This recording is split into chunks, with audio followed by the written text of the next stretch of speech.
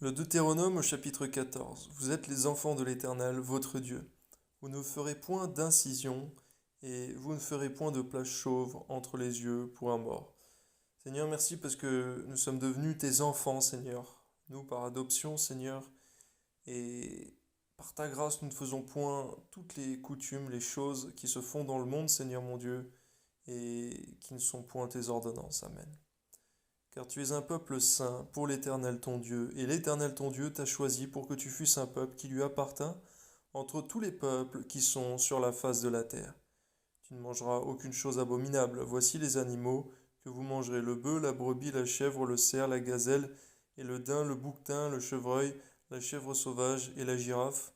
Vous mangerez de tout animal qui a la corne fendue, le pied fourché et qui rumine. Mais vous ne mangerez pas de ce qui rumine seulement, ou qui a la corne fendue et le pied fourché seulement.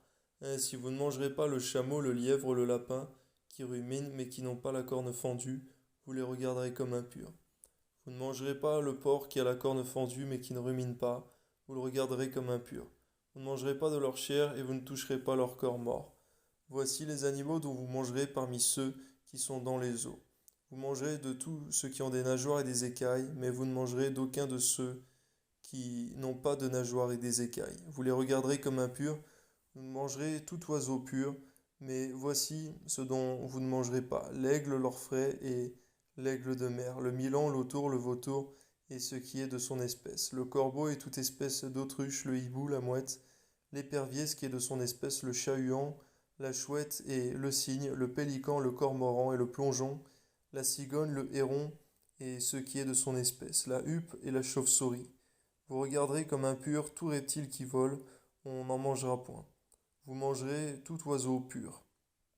Vous ne mangerez d'aucune bête morte, tu la donneras à l'étranger qui sera dans tes portes, afin qu'il la mange, ou tu la vendras à un étranger, car tu es un peuple saint pour l'Éternel, ton Dieu. Tu ne feras point cuire un chevreau dans le lait de sa mère. Tu lèveras la dîme de tout ce que produira ta semence, de ce que rapportera ton champ chaque année, et tu mangeras devant l'Éternel ton Dieu, dans le lieu qu'il choisira pour y faire résider son nom, la dîme de ton blé, de ton mou, de ton huile, les premiers-nés de ton gros, de ton menu bétail, afin que tu apprennes à craindre toujours l'Éternel ton Dieu. Peut-être lorsque l'Éternel ton Dieu t'aura béni, le chemin sera-t-il trop long pour que tu puisses transporter ta dîme, à cause de ton éloignement du lieu qu'aura choisi l'Éternel ton Dieu pour y faire résider son nom, alors tu échangeras ta dîme contre de l'argent. Tu serreras cet argent dans ta main et tu iras au lieu que l'Éternel ton Dieu aura choisi. Là tu achèteras avec l'argent tout ce que tu désireras: des bœufs, des brebis, du vin et des liqueurs fortes. Tout ce qui te fera plaisir, tu mangeras devant l'Éternel ton Dieu. Tu te réjouiras, toi et ta famille. Tu ne délaisseras point le Lévite qui sera dans tes portes, car il n'y a ni part ni héritage avec toi.